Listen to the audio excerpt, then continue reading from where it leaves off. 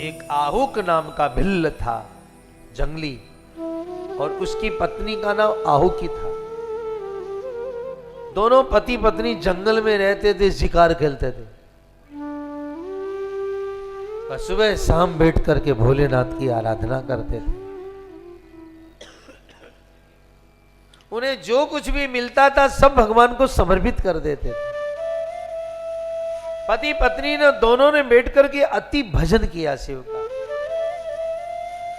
वर्षों वर्षों तक भजन करके भी बाबा से कभी कुछ नहीं मांगा। तो एक दिन बाबा ने परीक्षा लेने के लिए एक यति का रूप बनाया, सन्यासी का, और सन्यासी बन करके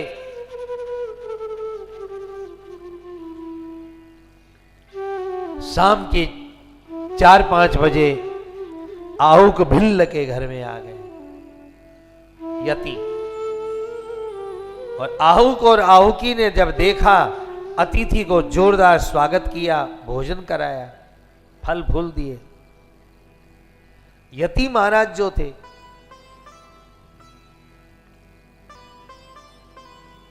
उन्होंने कहा कि आज,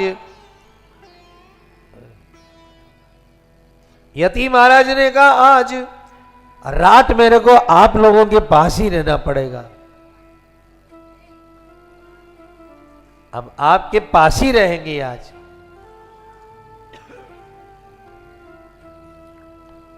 आहुक और आहुकी ने कहा, क्या कहा कि महाराज हमारे पास तो केवल ये गुफा है, हम, और गुफा में इतनी जगह कि हम पति और पत्नी 2 ही रह सकते हैं गुफा के अंदर, इतनी छोटी जगह, इसलिए हम आपको कैसे अतिथि रख सकते हैं रात में, बताइए। यति ने कहा देखो, अतिथि की सेवा करना महान सेवा होता है, और मैं आ गया हूं तो मुझे आज रात तुम लोग रख लो। भिल्ल ने कहा रात में शेर बहुत है, चीते बहुत है, भयानक जंगली जानवर तुम्हें खा जाएंगे। यति रात होने के पहले पहले आप यहां से चले जाओ। पर यति तो अड़ गया, बोला मैं कहां जाऊं। अब रात बढ़ती जा रही है। अब आहुक भिल्ल और भिल्लनी दोनों ही शिव के भक्त थे। उन्होंने तब पत्नी ने कहा एक काम करो, इस गुफा में हम रात में बिताते हैं, पत्थर आगे लगा लेते हैं और किसी तरह सोते हैं। चलो एक काम करो, मैं और ये यति महाराज गुफा में रह जाते हैं।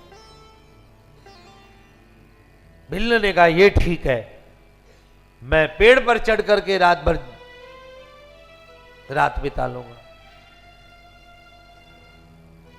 आज यति और आहुकी दोनों गुफा में गए, आगे पत्थर लगा दिया, छोटी गुफा थी। अब जो भिल्ल था सोचा इस यति के प्राण बचाने जरूरी है, कोई जानवर मार देगा, तो एक पेड़ पर चढ़ गया हथियार उथियार लेकर, और रात में एक शेर आया और आकर वो पेड़ पर चढ़ गया और आहुक भिल्ल को मार डाला उसने।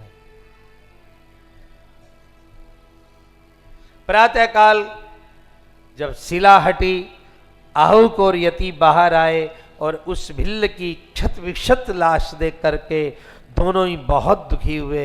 यति भी बोला मेरे कारण तुम्हारा पति चला गया,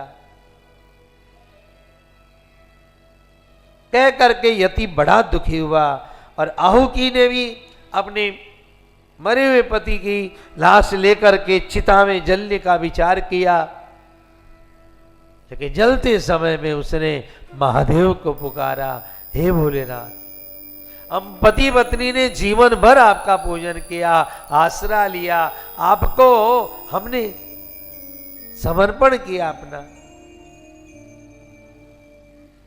हे शिव, कम से कम आज अंतिम समय मुझे दर्शन तो दे दो, कहना था आहुकी का। और चिता आग लगाई थी कि उसी समय डमरू बजाते हुए महादेव प्रकट हो गए। मरा हुआ भिल्ल भी जिंदा हो गया, भिल्लनी भी हो गई।